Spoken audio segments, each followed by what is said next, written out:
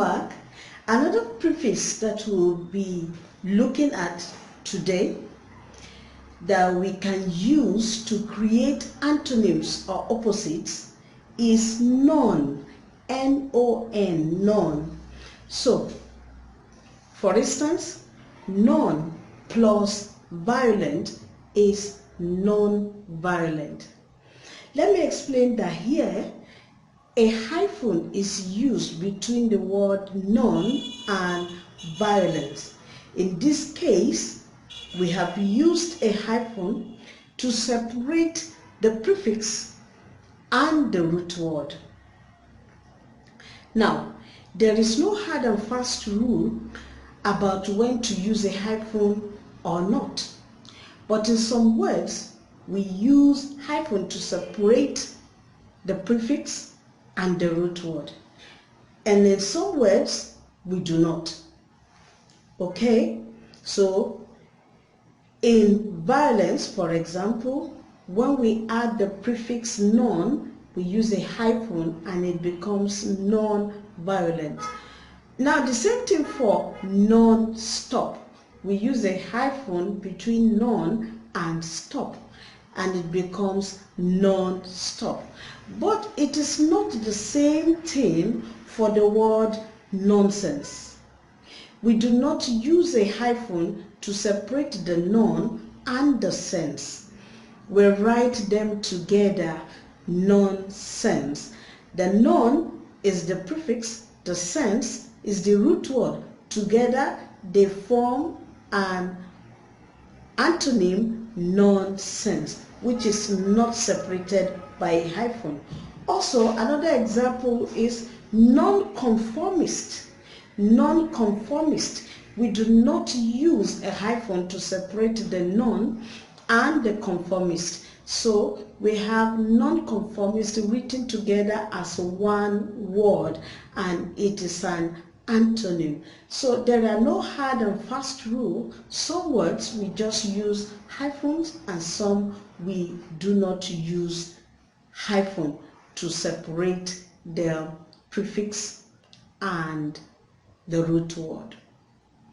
Well, so this is it for our lesson today.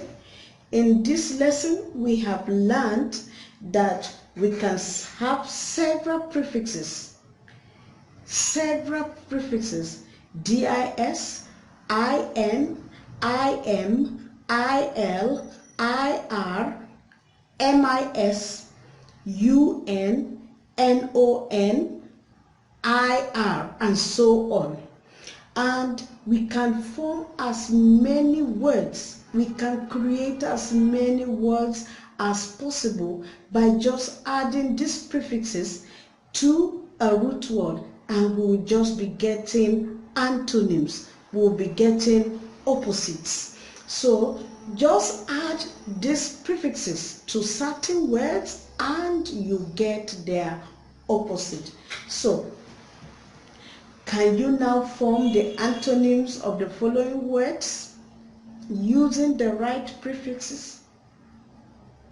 Okay, so what are the words? They are resistible, adventure, understand, kind, wise. So what were your answers? Yeah, resistible began with an R, so you add the prefix IR.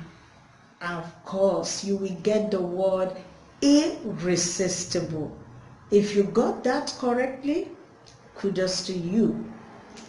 And adventure, the prefix before it will be MIS, misadventure.